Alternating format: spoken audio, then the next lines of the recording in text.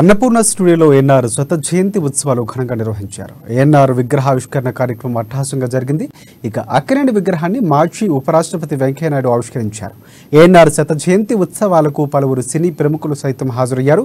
విగ్రహావిష్కరణ కార్యక్రమానికి నాగార్జున కుటుంబ సభ్యులు హాజరయ్యారు.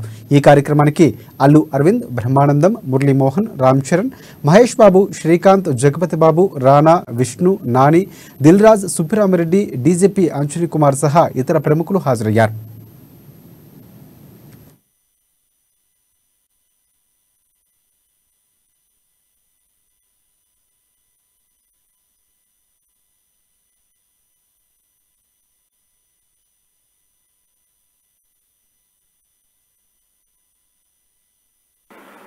విషయాలపైన కూర్చొని మాట్లాడుకొని చర్చించుకుంటూ ఉండేవాడు.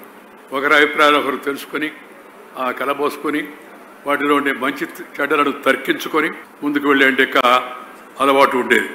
శ్రీ నాగేశ్వరరావు గారు జీవితాంతం నటిస్తూనే ఉన్నాడు. ఆఖరి రోజు వరకు నటించిన నటుడు నాకు తెలిసి మరొకరు లేరు అని చెప్పారంటే అతిశయోక్తి.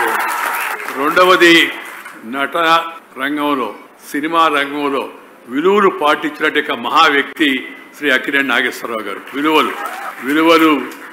ఒలువలు ఊడదీసినట్టుగా ఈ రోజుల్లో కొంతమంది నాయకులు, వ్యక్తులు ఒలువలు అంటే తెలుసు కదా మీకు, బట్టలు తీసేయడం ప్రవర్తిస్తున్న ఈ తరుణంలో విలువలు నిలబెట్టి, సినిమా రంగంలో విలువలు నిలబెట్టి, మంచి సాంప్రదాయాలు మన ముందు పెట్టి, మంచి స్టాండర్డ్స్ కొన్ని